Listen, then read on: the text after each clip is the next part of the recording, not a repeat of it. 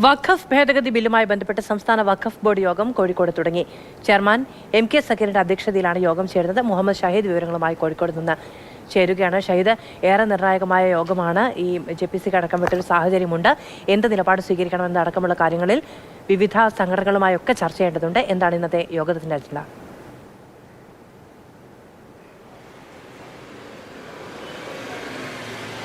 മധു, തീർച്ചയായും കേന്ദ്ര സർക്കാർ കൊണ്ടുവരുന്ന വഖഫ് ബില്ല് ഭേദഗതി ബില്ലിനെതിരെ ശക്തമായ പ്രതിഷേധം സംസ്ഥാന സർക്കാരിനുണ്ട്, വിവിധ രാഷ്ട്രീയ പാർട്ടികൾക്കുണ്ട്, സംസ്ഥാന വഖഫ് ബോർഡിനും സമാനമായ രീതിയിൽ അഭിപ്രായവും ഒക്കെയുണ്ട്.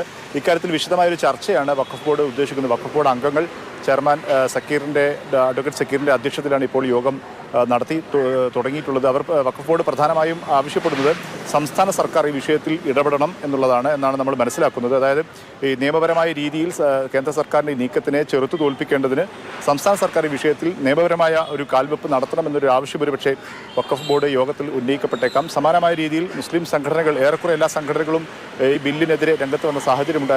അതായത് 2014 കേന്ദ്ര സർക്കാരിൻ്റെ വഖഫ് ഭേദഗതി ഒരു ബില്ല് അവിടെ ഒരു ഓർഡിനൻസ് അവിടെ നിൽക്കുന്നുണ്ട്. അത് നിയമമാക്കുന്നതിന് പകരം അതിൻ്റെ അന്തസത്ത മുഴുവൻ ചോർത്തിക്കളയുന്ന രീതിയിൽ പുതിയ ബില്ല് കൊണ്ടുവന്നത് ഈ വഖഫ് കോടിക്കണക്കിന് രൂപയുടെ വഖഫ് സ്വത്തുക്കൾ അന്യാധീനപ്പെടുത്താനും അത് സർക്കാരിന് ഈ വിഷയത്തിൽ നേരിട്ട് രാഷ്ട്രീയമായി ഇടപെടാനുള്ള അവസരമുണ്ടാക്കുന്നതാണെന്നാണ് അവർ പ്രധാനമായും ചൂണ്ടിക്കാണിക്കുന്നു. ഒപ്പം തന്നെ ഈ സംസ്ഥാനത്തിൻ്റെ ഫെഡറൽ സംവിധാനത്തിനെതിരെയുള്ള ഒരു കടന്നുകയറ്റമാണ് എന്നുകൂടി.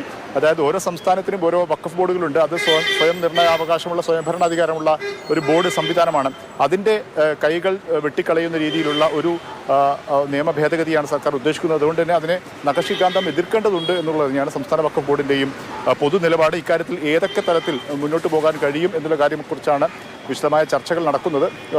യോഗത്തിന് ശേഷം ചെയർമാൻ ഇക്കാര്യം ബിൽ വിഷയം ചർച്ചയാകാൻ കോഴിക്കോട് നിർണായക യോഗം.